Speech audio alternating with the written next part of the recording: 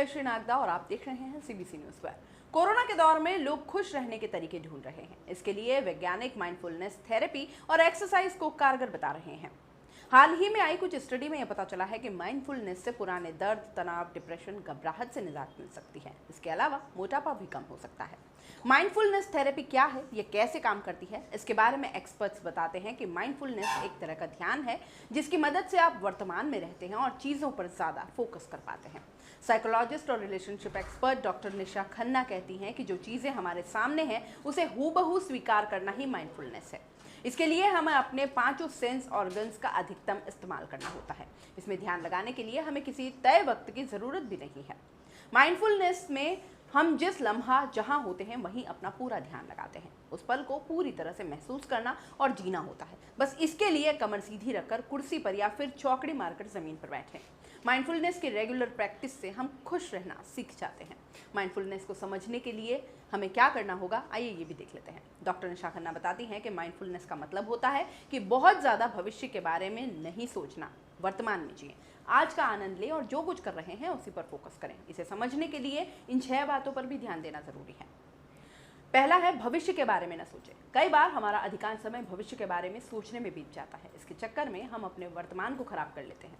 इसलिए हमारी पहली कोशिश होनी चाहिए कि हम अपने दिल और दिमाग को शांत रखें। यदि ऐसा आप करते हैं तो आप हमेशा बेहतर कर पाएंगे। दूसरा, हमारा फोकस खुद पर हो। बहुत ज़्यादा सोचने से भी काम बिगड़ता है, इसलिए हमें अपने किसी भी काम को धैर्य के साथ करना चाहिए। हमारा फोकस खुद पर होना चाहिए, दूसरों पर नहीं। हमें अपने शरीर और इमोशन पर ज़्यादा ध्यान देने की ज़रूरत होती है, क्योंकि जब आप क्रोधित होते हैं तो समस्याओं को ज़्यादा बढ़ाते हैं। तीसरा, सच को स्वीकार करना सीखें। मान लीजिए आपकी तबीयत खराब है और आप यह मानने को तैयार नहीं है, लेकिन जब आप स्वीकार करेंगे तभी इससे बाहर आने की कोशिश करेंगे।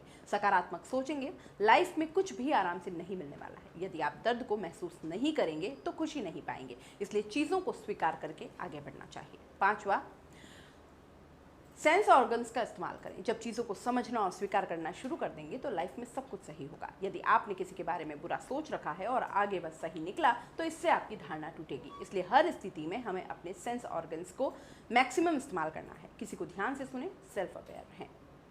सच को तलाशना।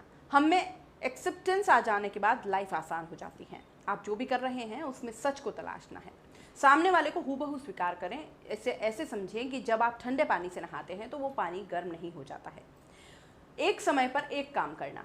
ध्यान में हम इस तरह की आदत भी डाल सकते हैं, जैसे हम एक समय पर एक ही काम करें। किसी को सुन रहे हैं तो उसे पूरा सुनें। सामने वाले को पूरा बोलने का मौका दें। इसके बाद जब हम शांत होंगे तो चीज़ें आसान हो जाती है। माइंडफुलनेस को लेकर रिसर्च, आइए ये भी देख लेते हैं। Journal of the American osteopathic association में प्रकाशित स्टडी से पता चला है कि mindfulness based stress reduction course chronic pain और तनाव के मरीजों के लिए फायदेमंद है।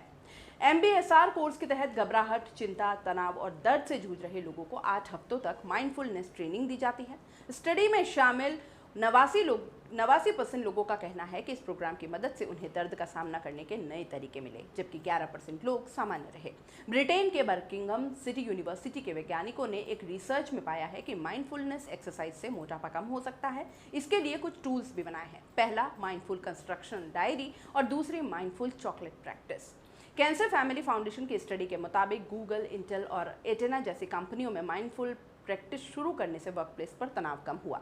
इसके अलावा प्रोडक्टिविटी, सोच का दायरा और काम पर फोकस बढ़ा है। रिसर्च में पाया गया कि करीब 40% अमेरिकी लोगों का मानना है कोरोना वायरस महामारी के चलते उनका मानसिक स्वास्थ्य प्रभावित हुआ है। 2018 में आई इंडियन जर्नल ऑफ पॉलिएटिव केयर की रिपोर्ट के मुताबिक भारत की 19.3% वयस्क आबादी क्रॉनिक दर्द से जूझ रही है। अगर आंकड़ों में बात की जाए तो यह आबादी क्रॉनिक दर्द से जूझ रही है।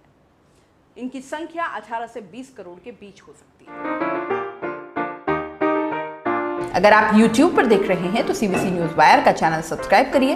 पास में दिख रहे बेल आइकन को भी दबाइए, ताकि जब भी हम आपके लिए कोई खबर, कोई जानकारी लेकर आए तो सबसे पहले आपके पास नोटिफिकेशन पहुंचे। अगर आप Facebook पर देख रहे हैं तो CBC वायर का पेज लाइक करिए। अगर आप Instagram पर देख रहे हैं तो आप हमें फॉलो कर सकते हैं।